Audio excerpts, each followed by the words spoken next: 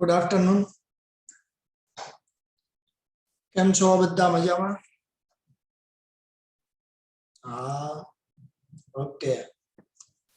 ચલો તો ગઈકાલે આપણે જોઈ ગયા હતા જેમાં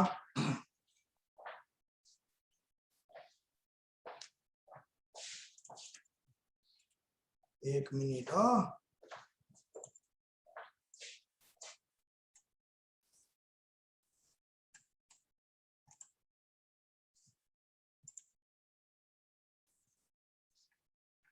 ઓકે.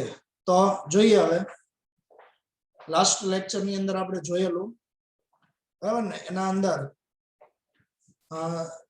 સૌથી પહેલા તો પાર્ટ શરૂ થાય ત્યારથી આપણે જોયું તો બરાબર. એમાં એક MCQ VSQ નો પૂછાય એમાંથી. ત્યાર પછી 2 ગુણ વાળા 2 પ્રશ્નો આવે, 3 ગુણ વાળો એક પ્રશ્ન અને 5 માર્ક્સ નો એક પણ પ્રશ્ન પૂછાતો નથી. બરાબર છે. બીજું કે આના અંદર આપણે આ પ્રશ્નો જોયા હતા અને એ પ્રશ્નની અંદર સૌથી પહેલું હતું કે નાણાકીય માળખાને મુખ્યત્વે કેટલા ભાગમાં વહેંચ્યું? તો 2 ભાગ, ઔપચારિક અનૌપચારિક.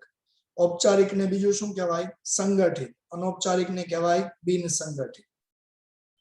પછી બીજો પ્રશ્ન એવો હતો કે ઔપચારિક નાણાકીય માળખું છે, ઔપચારિક માળખું, એના અંદર કયા કયા ઘટકોનો સમાવેશ થાય? તો એમાં 4 ઘટકો: નાણાકીય સંસ્થા, બીજું નાણાકીય સેવાઓ, ત્રીજું નાણાકીય સાધનો અને નાણાકીય બજાર. રેડી? આ 4 સાધનોનો એમાં સમાવેશ થાય. સોરી, આ 4 ઘટકોનો એમાં સમાવેશ કરવામાં આવે. ઓકે. પછી નાણાકીય બજાર છે એના અંદર પાછા 2 પ્રકારો, મૂડી બજાર અને નાણાં બજાર. ત્યાર પછી આપણે પ્રશ્ન એવો જોયો હતો કે નાણાકીય બજારમાં ભાગ લેનારમાં કોનો કોનો સમાવેશ થાય? તો નાણાકીય બજારમાં ભાગ લેનારમાં 3 કોણ? એક વિવિધ પ્રકારની જામીનગીરીઓ બહાર પાડનાર, બરાબર છે. બીજું તો કે જામીનગીરીઓ ખરીદનાર અને ત્રીજું નાણાકીય મધ્યસ્થીઓ. ઓકે. પછી બીજું જોઈ ગયા હતા કે નાણાકીય બજાર છે એને મુખ્યત્વે કેટલા ભાગમાં વિભાજિત કર્યું? તો 2 ભાગ. કયા 2 ભાગ? સૌથી પહેલું મૂડી બજાર અને બીજું નાણાં બજાર. મૂડી બજાર તો કે લાંબા ગાળાની જામીનગીરીઓ નું બજાર છે. લાંબા ગાળાની જામીનગીરીમાં કોનો સમાવેશ થાય? શેર, ડિબેન્ચર અને બોન્ડ. એવી રીતે નાણાં બજાર છે એ ટૂંકા ગાળાની જામીનગીરી, જેમ કે ટ્રેઝરી બિલ અને કોમર્શિયલ પેપર. ત્યાર પછી પ્રશ્ન હતો મૂડી બજાર ની અંદર કેટલા ભાગમાં એને વહેંચવામાં આવ્યું? તો કે મૂડી બજારને 2 ભાગમાં વહેંચ્યું. કેટલા ભાગમાં એને વહેંચ્યું? 2 ભાગમાં. કયા 2 ભાગ? એક પ્રાથમિક બજાર અને બીજું ગૌણ બજાર. પ્રાથમિક બજાર એ નવી જામીનગીરીનું બજાર છે. ગૌણ બજાર એ કેવું? અગાઉથી બહાર પાડેલી જામીનગીરી અથવા જૂની જામીનગીરીઓનું બજાર તરીકે ઓળખવામાં આવે છે. ઓકે. પછીનો પ્રશ્ન જે હતો એ નાણાં બજારનો અર્થ આપી અને તેની લાક્ષણિકતાઓ. અર્થ વ્યાખ્યા આપણે જોઈ ગયા હતા. વ્યાખ્યા પછીની લાક્ષણિકતાની અંદર જોઈ ગયા હતા. બીજું કે નાણાં બજાર છે એના અંદર મુદ્દત, નાણાં બજારની મુદ્દત કેટલી? તો કે 1 વર્ષ કે તેથી ઓછી મુદ્દત માટે હોય છે. બરાબર. આના અંદર 2 પક્ષકારો, એવું પણ આપણે ભણ્યા હતા કે 2 પક્ષકારો છે. કયા? એક ધિરાણ કરનાર અને બીજા ઉછીના નાણાં લેનાર. બરાબર, ઉછીના આપનાર. સોરી, ધિરાણ કરનાર અને ઉછીના આપનાર. ધિરાણ કરનારમાં તો કે RBI, વેપારી બેંક, સહકારી બેંક અને શરાફી પેઢીઓ. બરાબર છે. તો આ બધા વિશે આપણે આગળ ભણી ગયેલા. અને હવે જે આપણે નવો પ્રશ્ન જોવાનો છે એ નવો પ્રશ્ન શું છે? તો સંગઠિત નાણાં બજાર અને અસંગઠિત નાણાં બજાર. જો ભારતની અંદર નાણાં બજાર છે ને, ભારતના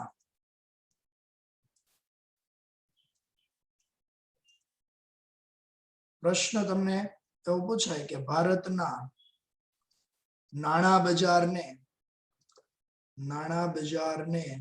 મુખ્યત્વે કેટલા અને કયા કયા ભાગમાં વહેંચવામાં આવ્યું છે?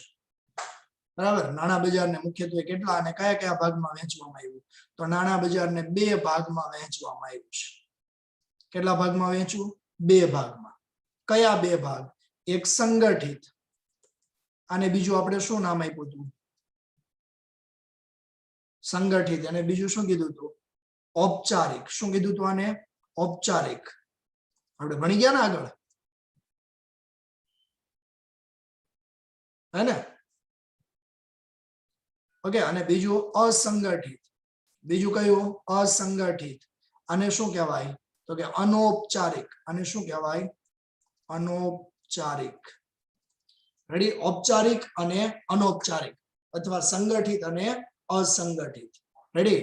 હવે આમાં જે પ્રશ્ન છે ને, એ પ્રશ્ન તમને હવે એવો પૂછવામાં આવે, પ્રશ્ન એવો પૂછાય કે સંગઠિત નાણાં બજાર વિશે સમજૂતી આપો. કેટલા ગુણ માટે પૂછાય? તો કે 2 માર્ક્સ માટે પૂછી શકાય. કેટલા? 2 ગુણ માટે આવી શકે. બરાબર? સંગઠિત નાણાં બજાર વિશે સમજૂતી આપો. તમને પ્રશ્ન પૂછાય, કેટલા માર્ક્સ માટે આવે? તો કે 2 માર્ક્સ માટે. શું પૂછાય? સંગઠિત નાણાં બજાર વિશે સમજાવો. કોના વિશે સમજૂતી આપો? સંગઠિત નાણાં બજાર. કેટલા માર્ક્સ માટે પૂછાય? 2 માર્ક્સ માટે આવી શકે. રેડી? તો સંગઠિત નાણાં બજાર વિશે સમજૂતી આપો, આવી રીતે પૂછાય તમને. કેટલા ગુણ માટે આવે? 2 માર્ક્સ. ઓકે, તો આના અંદર જોઈએ, સંગઠિત નાણાં બજાર, અથવા એને બીજું કહેવાય ઔપચારિક. ઔપચારિક નાણાં બજાર હોવાથી આમાં રિઝર્વ બેંક ઓફ ઇન્ડિયા, બીજું તો કે વેપારી બેંકો, જો આમાં કોનું કોનું નિયંત્રણ હોય છે? તો એક RBI, reserve Bank of India. પછી બીજું શું કીધું? વેપારી બેંકો. શું કીધું? વેપારી બેંકો. અને મ્યુચ્યુઅલ ફંડ વગેરેનું આ બનેલું છે. શાનું? મ્યુચ્યુઅલ ફંડ નું આ બનેલું છે. તમને અહીંયા પ્રશ્ન 1 માર્ક્સ માટે પ્રશ્ન તરીકે પૂછી શકાય. 1 ગુણ માટે પ્રશ્ન પૂછાય કે સંગઠિત નાણાં બજાર એ શાનું બનેલું છે? રેડી? સંગઠિત નાણાં બજાર એ શાનું બનેલું છે? તો સંગઠિત નાણાં બજાર એ શાનું બનેલું છે? તો કે રિઝર્વ બેંક ઓફ ઇન્ડિયા, પછી વેપારી બેંકો અને મ્યુચ્યુઅલ ફંડ. આ મ્યુચ્યુઅલ ફંડ એ શું છે? જેવી રીતે આપણે શેર ડિબેન્ચરમાં રોકાણ કરીએ ને, જેવી રીતે આપણે કંપનીના શેર ખરીદીએ, એવી રીતે મ્યુચ્યુઅલ ફંડમાં પણ રોકાણ કરી શકાય. બરાબર? શેર બજારની અંદર તો કે શેર ખરીદવા વેચવા માટે તો કે એનું નોલેજ હોવું જોઈએ. આ મ્યુચ્યુઅલ ફંડ ની અંદર એવું નોલેજની કોઈ જરૂર નથી. તારી પાસે કોઈ જ એની માહિતી ન હોય તો પણ તમે મ્યુચ્યુઅલ ફંડમાં રોકાણ કરી શકો.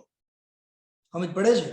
એટલે અહીંયા સંગઠિત નાણાં બજાર છે ને, એ શાનું બનેલું છે? તો કે સંગઠિત નાણાં બજાર એ રિઝર્વ બેંક ઓફ ઇન્ડિયા, બીજું તો કે વેપારી બેંકો અને મ્યુચ્યુઅલ ફંડ નું બનેલું હોય છે. બરાબર? ત્યાર પછી બીજો મુદ્દો છે કે ભારતમાં સંગઠિત નાણાં બજારનું નિયંત્રણ કોના દ્વારા થાય છે? જો આનું નિયંત્રણ કોના દ્વારા થાય છે? તો કે રિઝર્વ બેંક ઓફ ઇન્ડિયા દ્વારા. રેડી? ભારતમાં ક્યાં આનું નિયંત્રણ? ભારતમાં કોના દ્વારા થાય છે? તો કે રિઝર્વ બેંક ઓફ ઇન્ડિયા દ્વારા. કોનું?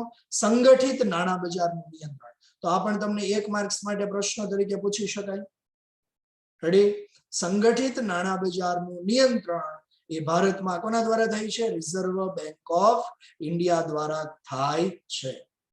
આ ઉપરાંત આગળ તમને કીધું છે, જુઓ કે નાણાં બજારમાં પૂરતી તરલતા જાળવવા માટે. શાના માટે?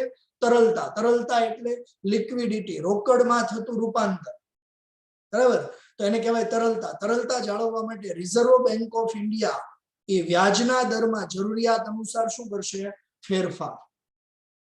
પૂરતી તરલતા જાળવવા માટે રિઝર્વ બેંક ઓફ ઇન્ડિયા છે એ વ્યાજ દરમાં જરૂરિયાત મુજબ ફેરફારો કરે છે. અને બીજું, સંગઠિત નાણાં બજારમાં કોનો સમાવેશ? તો એ treasury bill, certificate of deposit, call money જેવા નાણાકીય સાધનોનો સમાવેશ કરવામાં આવે. તમને અહીંયા પ્રશ્ન તરીકે પૂછાય કે નાણાં બજારમાં, સંગઠિત નાણાં બજારમાં કયા કયા નાણાકીય સાધનોનો સમાવેશ થાય? નાણાકીય સાધનોનો સમાવેશ થાય છે. બરાબર? કયા કયા નાણાકીય સાધનોનો સમાવેશ કરવામાં આવે? શેમાં? તો કે સંગઠિત નાણાં બજારમાં. તો સંગઠિત નાણાં બજારમાં એક ટ્રેઝરી બિલ, જો આના વિશે તમારે ભણવાનું આગળ આવે જ છે, આના પછીનો જે ટોપિક છે. બરાબર? Treasury bill. રેડી? પછી બીજું શું છે આમાં? તો કે certificate of deposit. Certificate of deposit. બરાબર? અને ત્રીજું છે એ કોલ મની, જે આપણે 11મા ધોરણની અંદર ભણી ગયા. Call money. બરાબર? આ ત્રણેયનો આમાં સમાવેશ થાય. રેડી? સંગઠિત નાણાં બજારમાં કયા કયા સાધનોનો સમાવેશ કરવામાં આવે? તમને પ્રશ્ન તરીકે પૂછાય 1 અથવા 2 માર્ક્સ માટે પૂછી શકાય. સંગઠિત નાણાં બજારમાં કયા સાધનોનો? તો એમાં ટ્રેઝરી બિલ, પછી તો કે સર્ટિફિકેટ ઓફ ડિપોઝિટ અને કોલ મની. બરાબર, આ ત્રણેયનો એમાં સમાવેશ કરવામાં આવે છે. અને સંગઠિત નાણાં બજાર છે ને પદ્ધતિસર રીતે સંકલિત થયેલું છે, માટે રિઝર્વ બેંક ઓફ ઇન્ડિયા દ્વારા નિયંત્રણ. એ તો અહીંયા પણ કીધું હતું તમને કે આરબીઆઈ છે અને એના ઉપર શું હોય છે? નિયંત્રણ. ઓકે, તો આટલા મુદ્દાઓ છે આના અંદર લખવાના થાય. જો તમને પ્રશ્ન પૂછાય 2 માર્ક્સ માટે પ્રશ્ન પૂછવામાં આવે. કેટલા ગુણ માટે પૂછાય? 2 માર્ક્સ માટે. પ્રશ્ન શું આવે?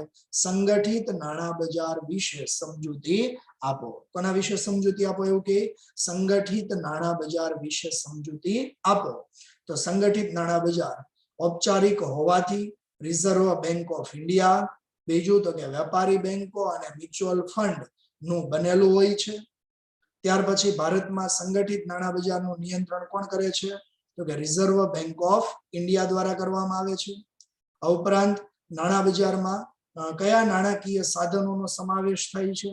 તો કે ટ્રેઝરી બિલ, પછી સર્ટિફિકેટ ઓફ ડિપોઝિટ અને કોલ મની જેવા નાણાકીય સાધનોનો એમાં સમાવેશ કરવામાં આવે છે. ક્લિયર? સમજ પડે છે? હેલો, ઓકે, ચાલો. ઓકે, તો એના પછી જો અહીંયા તમને કીધું હતું 2, એક સંગઠિત નાણાં બજાર અને બીજું અસંગઠિત નાણાં બજાર. રેડી? સંગઠિત નાણાં બજાર અને બીજું અસંગઠિત. તો હવે પછીનો જે પ્રશ્ન છે એ કયો છે? તો કે અસંગઠિત નાણાં બજાર વિશે સમજૂતી આપો. પ્રશ્ન લખી નાખજો. અસંગઠિત નાણાં બજાર વિશે સમજાવો. પ્રશ્ન પૂછાય 2 અથવા 3 માર્ક્સ માટે. તમને 2 ગુણ માટે પ્રશ્ન પૂછાય અને 3 ગુણ માટે પણ પૂછાય. રેડી? અસંગઠિત નાણાં બજાર વિશે સમજૂતી આપો. અને જો બંને એક સાથે પૂછાય તો 3 માર્ક્સ માટે આવી શકે. બરાબર, બંને એક સાથે પૂછાય તો કેટલા માર્ક્સ માટે પૂછી શકાય? 3 માર્ક્સ માટે. ચાલો તો જોઈએ.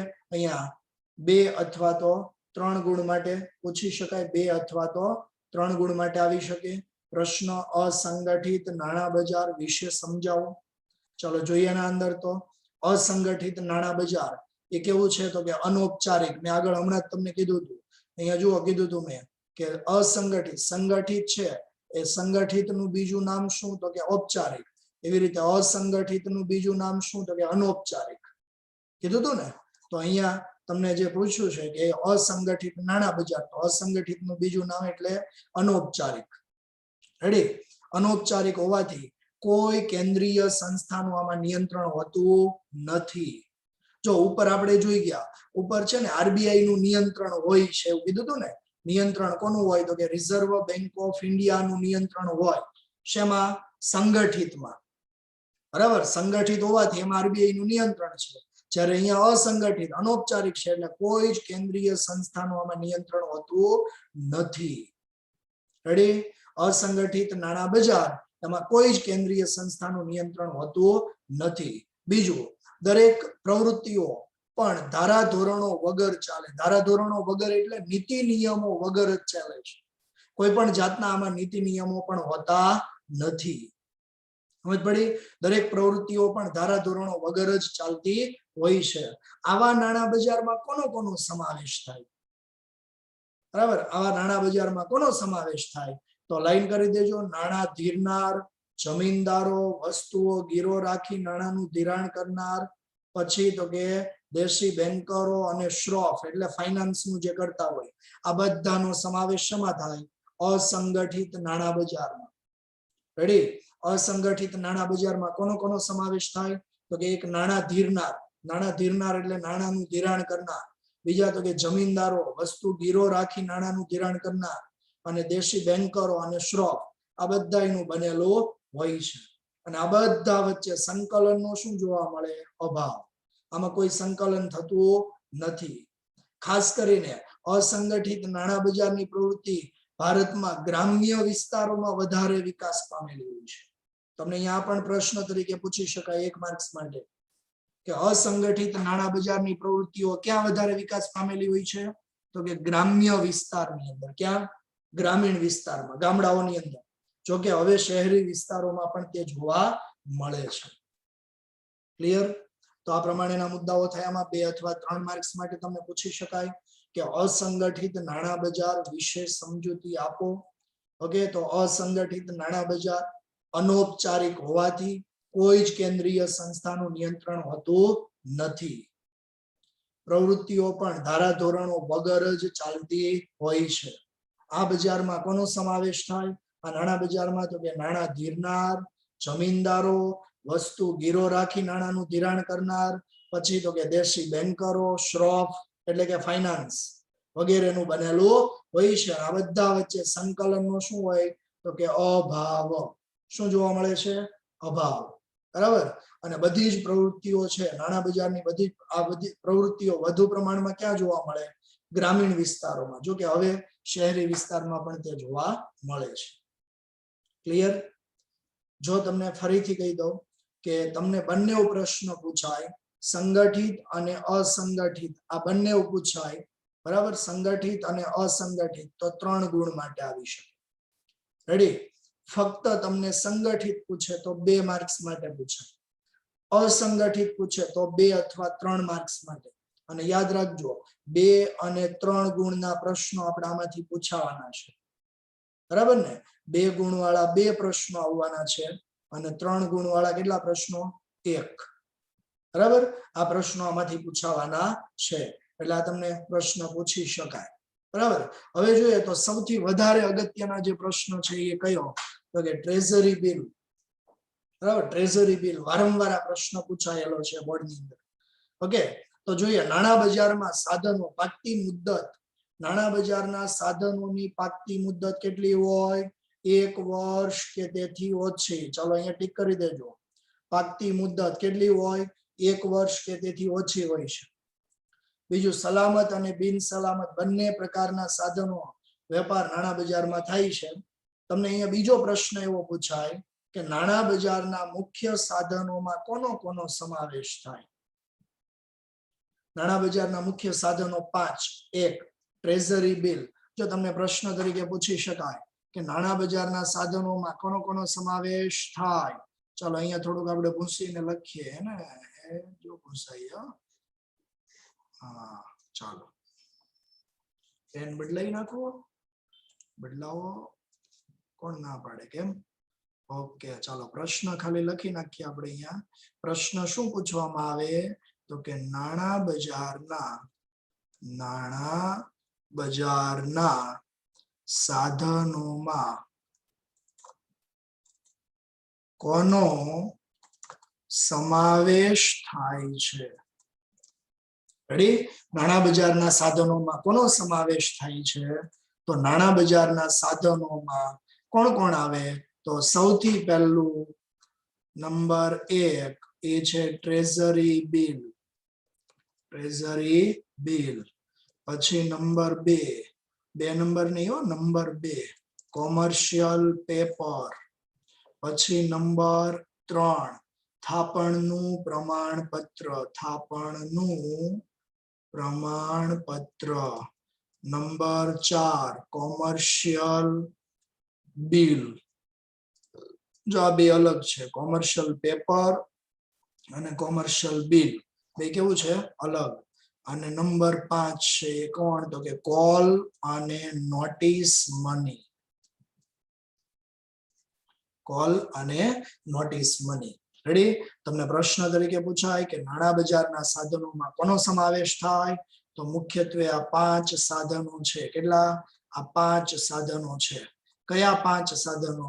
ટ્રેઝરી બિલ, કોમર્શિયલ પેપર, થાપણનું પ્રમાણપત્ર, કોમર્શિયલ બિલ, કોલ અને નોટિસ મની.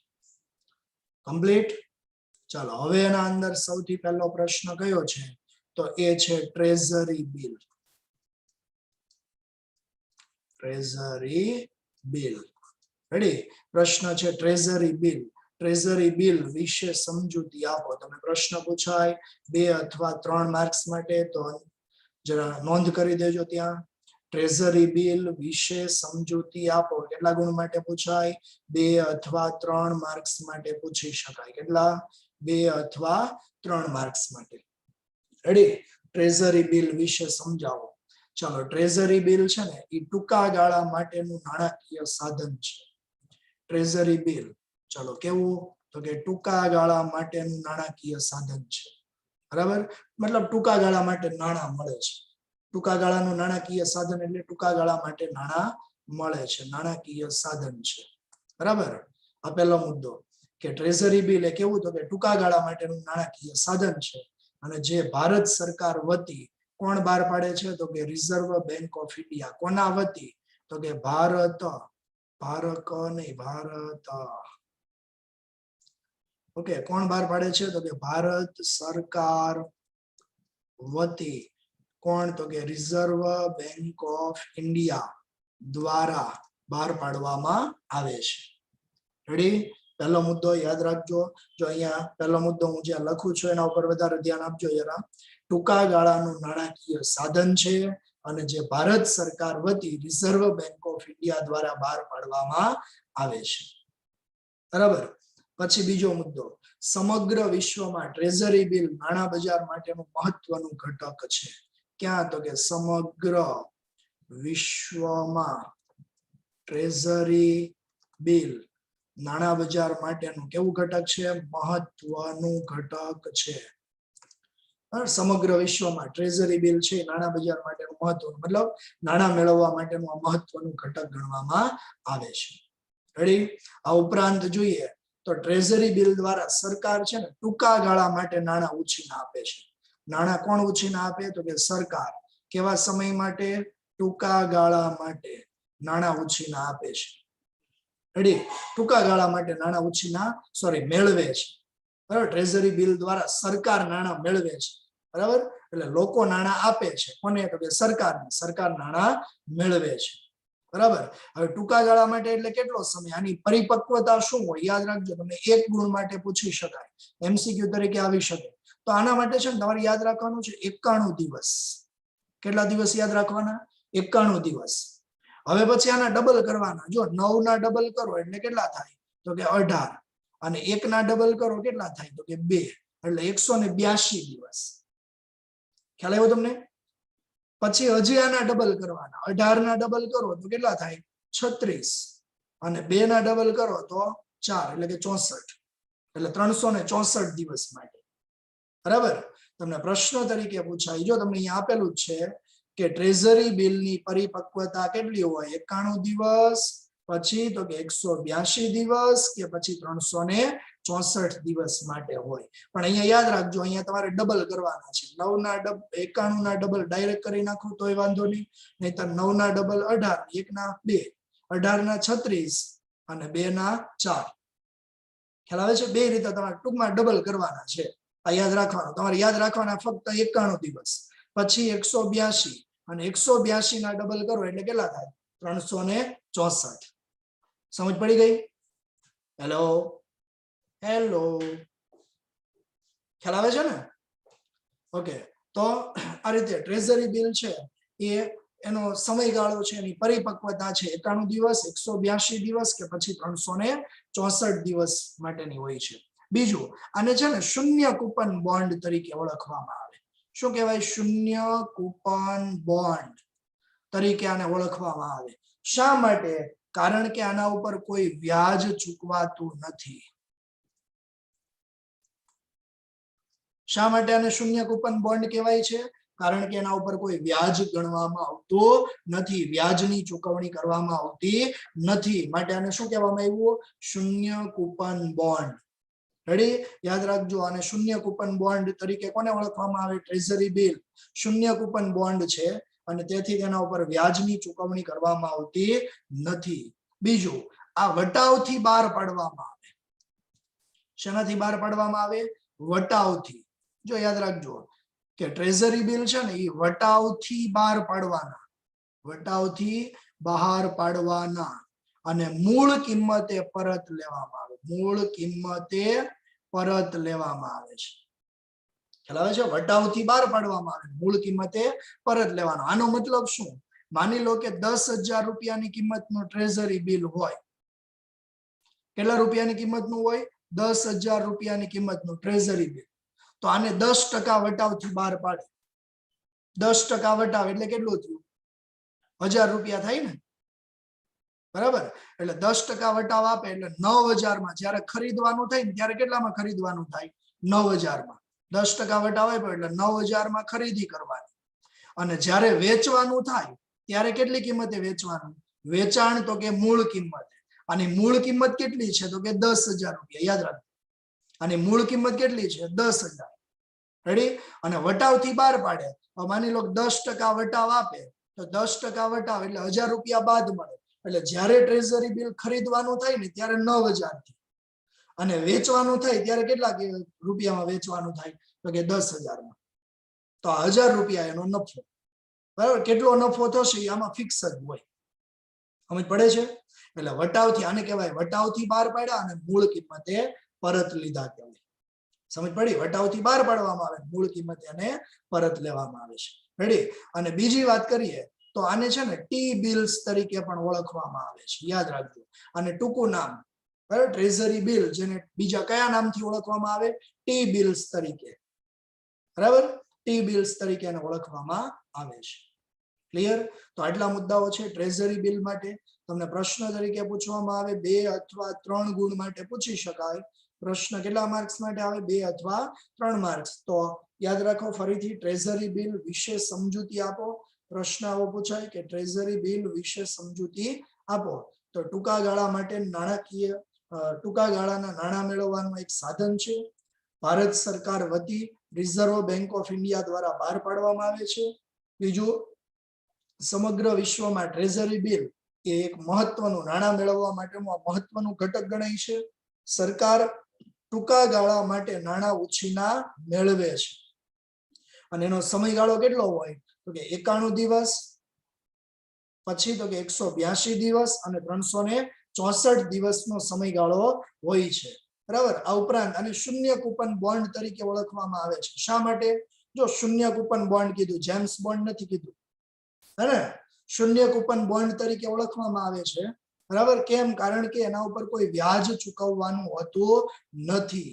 બરાબર? વ્યાજ ચૂકવવાનું નથી, માટે એને શૂન્ય કૂપન બોન્ડ કહેવાય. બીજું, વટાવથી બહાર પાડવાના અને મૂળ કિંમતે પરત લેવામાં આવે છે. બરાબર? વટાવથી બહાર પાડે અને મૂળ કિંમતે પરત લઈને આને બીજે ટૂંકમાં બીજા કયા નામથી ઓળખવામાં આવે? તો કે ટી બિલ્સ તરીકે પણ ઓળખવામાં આવે છે. કયા નામથી? T bills. ક્લિયર? બીજો મુદ્દો રેડી? ઓકે. તો આ થયું treasury bill. Ready? Treasury bill. ચલો, ટ્રેઝરી બિલ પછી નેક્સ્ટ જે મુદ્દો છે એ શું છે? તો કે કોમર્શિયલ પેપર. ચલો, ત્યાં પ્રશ્ન લખી નાખજો. કોમર્શિયલ પેપર વિશે સમજૂતી આપો. પ્રશ્ન તમને પૂછાય 2 અથવા 3 ગુણ માટે આવી શકે. કેટલા ગુણ માટે પૂછી શકાય? 2 કે 3 માર્ક્સ માટે. પ્રશ્ન શું પૂછાય? તો કે કોમર્શિયલ પેપર વિશે સમજાવો. જો યાદ રાખજો, કોમર્શિયલ પેપર અને કોમર્શિયલ બિલ બે જુદું છે. રેડી? અહીંયા તમને કીધું હતું ને, જો અહીંયા ઉપર જોયું, અહીંયા ક્યાં? અહીંયા આ કોમર્શિયલ પેપર છે અને આ બીજું શું છે? કોમર્શિયલ બિલ છે. આ બે જુદા જુદા છે. અત્યારે આપણે જોવાનું છે આના વિશે, કોમર્શિયલ પેપર વિશે. રેડી? તો કોમર્શિયલ પેપર વિશે સમજૂતી આપો. પ્રશ્ન પૂછાય કેટલા માર્ક્સ માટે? 2 અથવા 3 ગુણ માટે. ઓકે. ચાલો જોઈએ તો વિશ્વ સ્તરે 1980 પછી કોમર્શિયલ પેપર છે ને ઘણા લોકપ્રિય બન્યા છે. મતલબ પછી વધારે લોકો ખરીદવા મળ્યા. કોમર્શિયલ પેપર વિશ્વ સ્તરે ક્યારથી લોકપ્રિય બન્યા? 1980 પછીથી વધુ લોકપ્રિય બન્યા છે. અને સૌપ્રથમ કોમર્શિયલ પેપર કોણે? તો કે રિઝર્વ બેંક ઓફ ઇન્ડિયાએ ક્યારે બહાર પાડ્યું હતું? તો કે જાન્યુઆરી 1990 માં કોમર્શિયલ પેપર બહાર પાડેલું. તો યાદ રાખજો, ક્યારે? તો કે જાન્યુઆરી 1990 માં સૌપ્રથમ વાર કોમર્શિયલ પેપર ક્યારે બહાર પાડ્યું? જાન્યુઆરી 1990 માં. બરાબર? સૌપ્રથમ રિઝર્વ બેંક ઓફ ઇન્ડિયા દ્વારા. જો કોમર્શિયલ પેપર કોણે બહાર પાડ્યું? તો રિઝર્વ બેંક ઓફ ઇન્ડિયાએ. અને ક્યારે બહાર પાડ્યું? તો જાન્યુઆરી 1990 માં. ક્લિયર? બીજું, કોમર્શિયલ પેપર છે ને એ બિન સલામત અને ટૂંકા ગાળાની વચન ચિઠ્ઠી જેવો દસ્તાવેજ છે. બિન સલામત, આમાં કોઈ સલામતી હોતી નથી. મતલબ નાણાં ખોટા થવાની શક્યતાઓ અમારે એટલે બિન સલામત અને ટૂંકા ગાળાની વચન ચિઠ્ઠી ટૂંકા ગાળા માટે એક એવું વચન મળે કે આટલા સમય પછી આ રકમ તમને પરત મળશે એટલે ટૂંકા ગાળાની વચન ચિઠ્ઠી જેવો આ દસ્તાવેજ ગણાય છે રેડી ટૂંકા ગાળા માટે ભંડોળ મેળવવાનું એક સાધન છે રેડી કોમર્શિયલ પેપર એ કેવું હતું કે ટૂંકા ગાળા માટે ભંડોળ મેળવવાનું આ સાધન છે ટૂંકા ગાળા માટે ભંડોળ મેળવવાનું આ સાધન છે બરાબર છે બીજું આ ઉપરાંત જોઈએ તો ઊંચી શાખ પાત્રતા ધરાવતી કોર્પોરેટ સંસ્થા કે જેની નાણાકીય સ્થિતિ વધારે મજબૂત હોય ને એ બહાર પાડે છે ચાલો તમને અહીંયા પ્રશ્ન તરીકે પૂછી શકાય કે કોમર્શિયલ પેપર કોના દ્વારા બહાર પાડવામાં આવે તો ઊંચી શાખ પાત્રતા ધરાવતી જેની ક્રેડિટ વધારે સારી હોય જેની શાખ પાત્રતા વધારે સારી હોય એવી કોર્પોરેટ સ્વરૂપની સંસ્થાઓ કંપની સ્વરૂપની સંસ્થાઓ કે જેની નાણાકીય સ્થિતિ કેવી હશે મજબૂત એના દ્વારા બહાર પાડવામાં આવે બીજું હસ્તાંતરણીય સાધન છે અને ફેરબદલીને પાત્ર હસ્તાંતરણીય એટલે સહી સિક્કા કરીને બીજાને વેચી શકાય બરાબર એટલે હસ્તાંતરણીય છે અને તે ફેરબદલીને પાત્ર છે બરાબર કોમર્શિયલ પેપર એ કેવું છે હસ્તાંતરણીય છે અને તેથી તે કેવું ફેરબદલીને પાત્ર ગણાય અને ફેરબદલી કરી શકાય મતલબ એની લેવેચ કરી શકાય છે બરાબર પહેલો ફકરો ફરીથી એકવાર રિપીટ કરશું જો કોમર્શિયલ પેપર વિશ્વ સ્તરે ક્યારે 1980 પછી વધારે લોકપ્રિય બન્યા રેડી કોમર્શિયલ પેપર એ વિશ્વ લેવલે ત્યાર પછી વધુ લોકપ્રિય બન્યા 1980 પછી વધારે લોકપ્રિય બન્યા છે કોમર્શિયલ પેપર સૌ પ્રથમ વાર કોને તો કે રિઝર્વ બેંક ઓફ ઇન્ડિયા દ્વારા બહાર પાડવામાં આવ્યા ક્યારે જાન્યુઆરી 1990 માં ક્યારે જાન્યુઆરી 1990 માં બહાર પાડવામાં આવ્યા કોમર્શિયલ પેપર એ બિન સલામત અને ટૂંકા ગાળાની વચન ચિઠ્ઠી જેવો દસ્તાવેજ ગણવામાં આવે છે અને ટૂંકા ગાળાનું ભંડોળ મેળવવા માટેનું શું છે એક સાધન બીજું ઊંચી શાખ પાત્રતા ધરાવતી કોર્પોરેટ સંસ્થા કોર્પોરેટ મતલબ કંપની સ્વરૂપની સંસ્થા કે જેની નાણાકીય સ્થિતિ વધારે મજબૂત હોય તે કોમર્શિયલ પેપર બહાર પાડે છે અને તે હસ્તાંતરણીય સાધન છે માટે તે ફેરબદલીને પાત્ર છે અને ફેરબદલી કરી શકાય ખરીદ વેચાણ કરી શકાય એટલે ફેરબદલીને પાત્ર છે પ્રથમ કઈ પ્રશ્ન પ્રથમ હેલો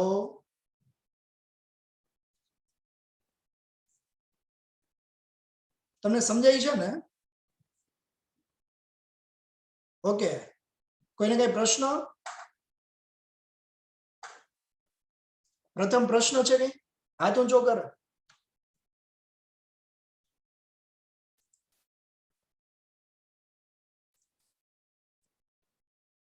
1 મિનિટ હો 1 મિનિટ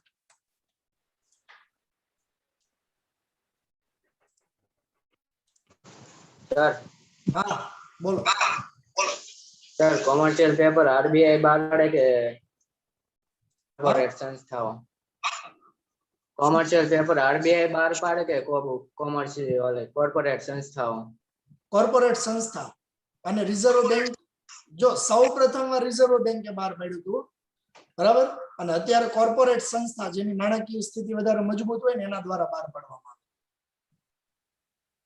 ભારતમાં પહેલી વાર કોમર્શિયલ પેપર છે ને એ આરબીઆઈ બહાર પાડે એવું કીધું છે અહીંયા બરાબર પણ હાલમાં કોણ બહાર પાડે છે કોર્પોરેટ સ્વરૂપની સંસ્થા કંપની સ્વરૂપની સંસ્થા ક્લિયર ઓકે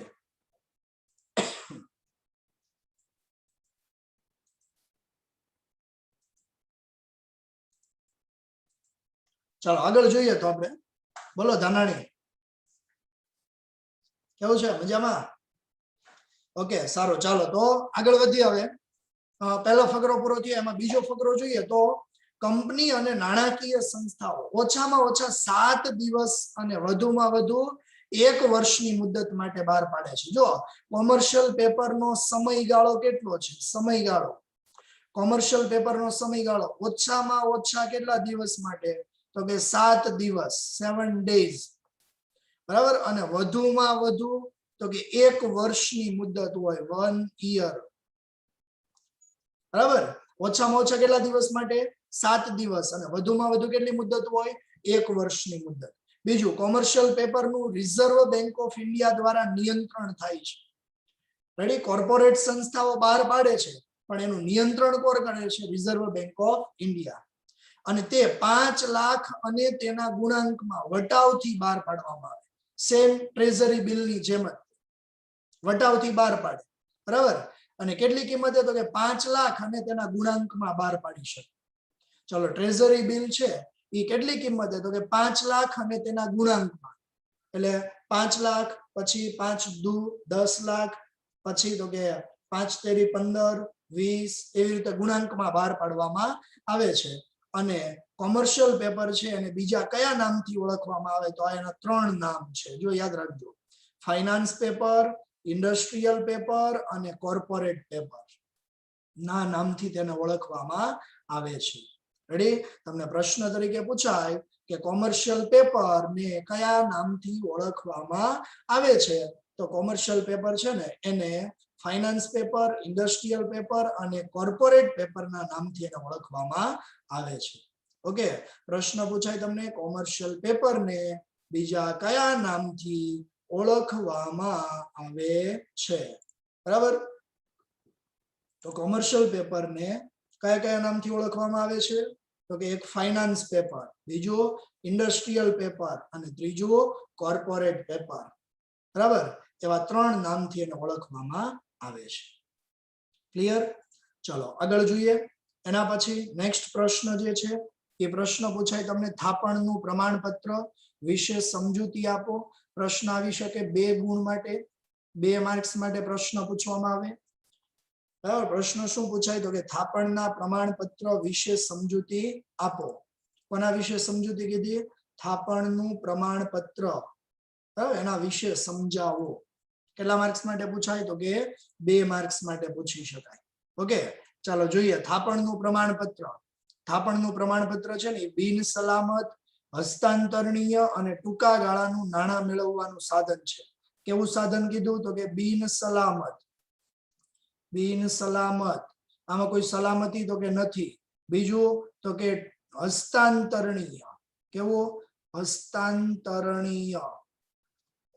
અને ટૂંકા ગાળા માટે નાણાં મેળવવાનું આ સાધન છે. બરાબર, બિન સલામત, હસ્તાંતરણીય અને ટૂંકા ગાળાનું નાણાં મેળવવાનું સાધન. બીજું શેડ્યુલ વેપારી બેંક અને નાણાકીય સંસ્થા બહાર પાડે. ચલો, તમને પ્રશ્ન તરીકે પૂછાય કે થાપણનું પ્રમાણપત્ર એ કોણ બહાર પાડે છે? કોના દ્વારા બહાર પાડવામાં આવે? તો એક શેડ્યુલ વેપારી બેંકો અને બીજું કોણ બહાર પાડે? તો કે નાણાકીય સંસ્થા. કોણ? નાણાકીય સંસ્થાઓ. હવે જો પ્રશ્ન એ થાય કે શેડ્યુલ વેપારી બેંક કોને કહેવાય? તો શેડ્યુલ વેપારી બેંક એટલે આરબીઆઈ ના નિયમ અનુસાર અને 1934 ના ધારાધોરણો પ્રમાણે, ક્યારના? ઈસવીસન 1934 ના કાયદા પ્રમાણે જે બેંકોની સ્થાપના થઈ હોય ને, જે બેંકોની નોંધણી થઈ હોય ને, એને શેડ્યુલ વેપારી બેંક કહેવાય. કયા કાયદા અનુસાર નોંધણી થયેલી હોય? તો કે 1934 ના કાયદા પ્રમાણે અને કલમ નંબર 42(6). 1934 ના કલમ નંબર 42(6) મુજબ જે બેંકો ની નોંધણી થયેલી હોય એને શેડ્યુલ વેપારી બેંક તરીકે ઓળખવામાં આવે. તો તમને પ્રશ્ન પૂછાય કે થાપણનું પ્રમાણપત્ર છે એ કોણ બહાર પાડશે? તો શેડ્યુલ વેપારી બેંક અને નાણાકીય સંસ્થા.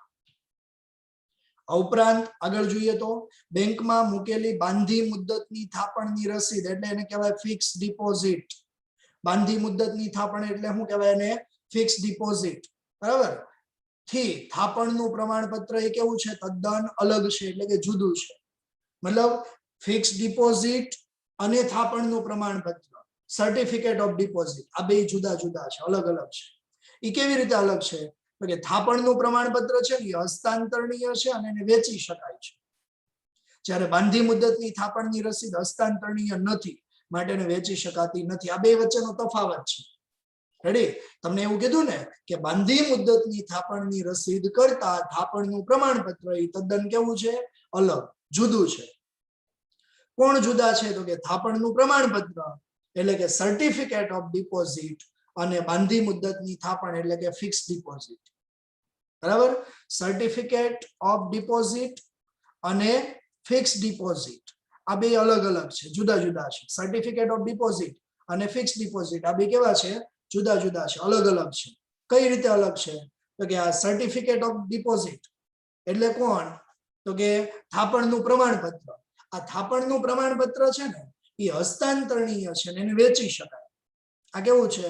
હસ્તાંતરણીય છે ને એને વેચી શકાય. જ્યારે બાંધી મુદ્દતની થાપણની રસીદ હસ્તાંતરણીય નથી, માટે એને વેચી શકાતો નથી. ખ્યાલ આવ્યો તમને? આ ઉપરાંત આગળ જોઈએ તો શેડ્યુલ વેપારી બેંકોને તેમની જરૂરિયાત અનુસાર કેટલીક શરતોને આધીન આ કોણ બહાર પાડશે? જો તમને અહીંયા કહેવામાં આવ્યું છે કે થાપણનું પ્રમાણપત્ર કોણ બહાર પાડે? તો કે શેડ્યુલ વેપારી બેંક. શેડ્યુલ વેપારી બેંક એટલે કેવી? તો કે 1934 ના આરબીઆઈ ના નિયમ અનુસાર જે બેંકની નોંધણી થઈ હોય એને શેડ્યુલ વેપારી બેંક કહેવાય. રેડી? તો શેડ્યુલ્ડ વેપારી બેંક છે એના દ્વારા બરાબર બહાર પાડવામાં આવે છે. અને થાપણના પ્રમાણપત્રની કિંમત ઓછામાં ઓછી કેટલી હોવી જોઈએ? તો કે 1 લાખ રૂપિયા હોવી જોઈએ. કેટલી? ઓછામાં ઓછી કિંમત 1 લાખ. ઓછામાં ઓછી 1 લાખ એટલે 1 લાખ અથવા એના કરતા વધારે હોય. બરાબર, ખાસ યાદ રાખજો, થાપણના પ્રમાણપત્રની કિંમત ઓછામાં ઓછી 1 લાખ કીધી એટલે 1 લાખ મિનિમમ અથવા એના કરતા વધારે હોઈ શકે, પણ એનાથી ઓછી હોઈ શકે નહીં. ક્લિયર? તો આ 3 મુદ્દાઓ જોઈએ આપણે. કયા 3 મુદ્દાઓ? નાણાં બજારના સાધનોમાં 5 મુદ્દા છે ને, ટ્રેઝરી બિલ, કોમર્શિયલ પેપર, થાપણનું પ્રમાણપત્ર. એમાં 3 મુદ્દાઓ જોઈએ. કયા કયા? એક ટ્રેઝરી બિલ, બીજું કોમર્શિયલ પેપર અને ત્રીજું થાપણનું પ્રમાણપત્ર. હજી 2 મુદ્દાઓ બાકી છે, કોમર્શિયલ બિલ અને કોલ મની. બરાબર, તો એ આપણે નેક્સ્ટ પીરિયડ ની અંદર જોશું. આમ ટોટલ આપણે 5 મુદ્દાઓ જોયા. એક સંગઠિત નાણાં બજાર, બીજું અસંગઠિત નાણાં બજાર, ત્રીજું ટ્રેઝરી બિલ. બરાબર, ટ્રેઝરી બિલના માર્ક્સ લખી નાખજો. 2 અથવા 3 માર્ક્સ માટે અહીંયા મેં લખ્યા નથી, બાજુમાં જો કે લખ્યા છે અહીંયા. બરાબર, તો 2 અથવા 3 માર્ક્સ માટે ટ્રેઝરી બિલ. પછી કોમર્શિયલ પેપર એ પણ 2 અથવા 3 ગુણ માટે. થાપણનું પ્રમાણપત્ર પૂછે તો એ કેટલા માર્ક્સ માટે આવે? 2 માર્ક્સ માટે. ક્લિયર?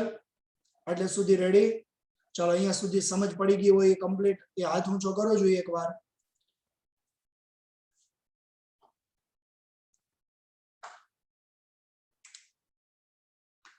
ઓકે, ચાલો તો અહીંયા સુધી રાખીએ આજે. બરાબર, બાકીનું આપણે નેક્સ્ટ પીરિયડ ની અંદર પાછા જોશું. જે 2 મુદ્દાઓ બાકી છે તે. રેડી? અહીંયા સુધી રાખીએ. જો આપણે પહેલેથી જોઈ ગયા એ બધું છે, તમે એકવાર વાંચી જાજો, પ્રસ્તાવનાથી લઈને બધું જ. રેડી? અહીંયા જે સ્ક્રીન ઉપર તમને દેખાય છે બધું જ. ક્યાં સુધી? તો કે છે થાપણનું પ્રમાણપત્ર સુધી બધું એકવાર તમારે વાંચી જવાનું છે કમ્પ્લીટ. ઓકે, ચાલો, બાય બાય.